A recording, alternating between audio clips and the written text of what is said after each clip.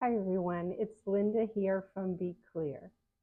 Today I would like to discuss what I see happening with some people in our community, and that is they're creating a very small world for themselves where they are so concerned about catching a virus or getting sick or having an exacerbation that they say no to a lot. They say no to getting together with friends for lunch, perhaps going to the movies, going to the gym, family occasions, and a lot more travel.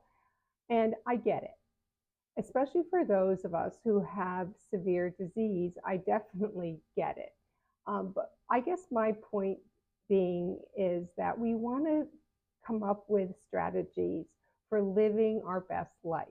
And I think what's happening very often is we go on different Facebook groups or message boards or even my social media, and we start to see, oh, I need to be doing this before I do that. And after that, I have to be careful about this. And then it gets overwhelming. I get that. But I think what we need to do, and I include myself because I have not mild bronchiectasis, but moderate bronchiectasis, and I've had a history of a MAC infection. So I do include myself, although I am going through a period where I feel very well, fortunately, knock on wood.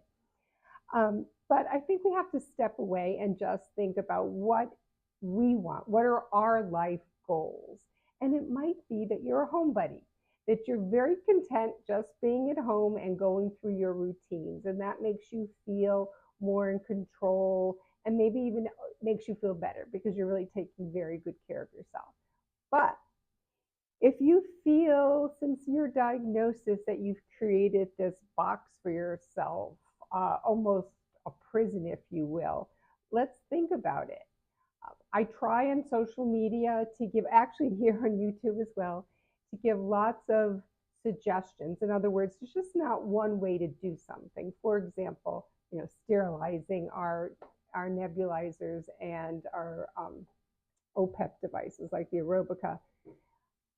There's not just one way to do it. Certainly at home, you have the option. You could boil for 10 minutes or more if you're above sea level. You can use a baby bottle steam sterilizer. You can use a microwave steam bag. You can use different cold sterilization. So you you have these options. But what happens is if we're like married to say the baby bottle steam sterilizer or boiling, then we go away and we are afraid to go away. We're concerned about going away because we won't be able to do what we're used to doing.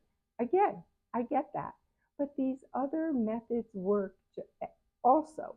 So it's like if you were to cook, I say piece of chicken, just for an analogy. If you were to cook a piece of chicken, you could cook it on the stovetop, you could cook it in the oven, the air fryer, I guess even the microwave, and you know what? You would feel pretty confident that it was cooked. And it's the same way with sterilizing. And it's not just airway clearance and sterilizing, but I would say that one more thing before we go on to something else is that I have heard of people who've planned everything on their trip. They go away and they plug their nebulizer in. If they have the Ombra, Ombra, I give it a bit of an Italian pronunciation, I think, and it stops working because the voltage. It's not about the voltage; it's actually about the frequency. And even with an adapter, it won't work. But let's just say it stops working. Oh my gosh, here I am away for 2 weeks, and now my nebulizer is not working. Well, if you have a Aerobica, or if you have the autogenic drainage app on your phone, or if you've used postural drainage exercise, a little handheld massager, there's ways of getting it done. It might not be as good as it would have been with nebulizing or what you do at home.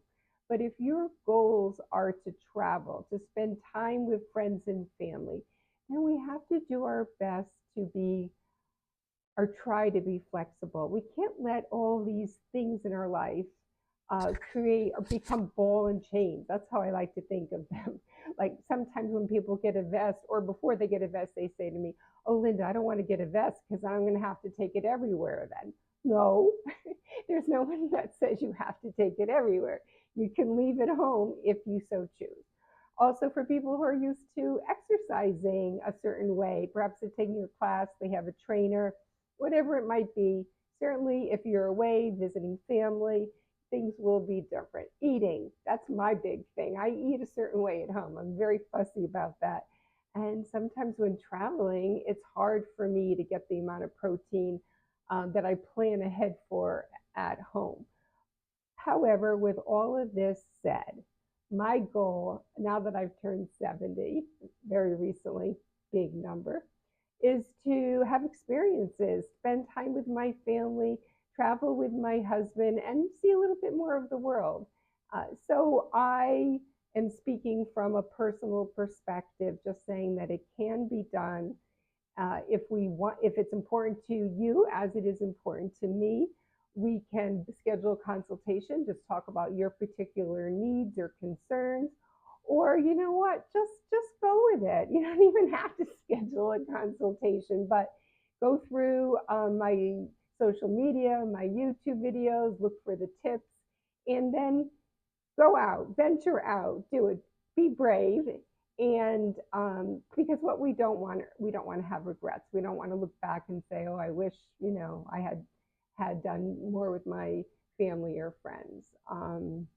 So that enjoy the day. Please subscribe to my YouTube channel. Please like this video and be well. Take care. Bye-bye.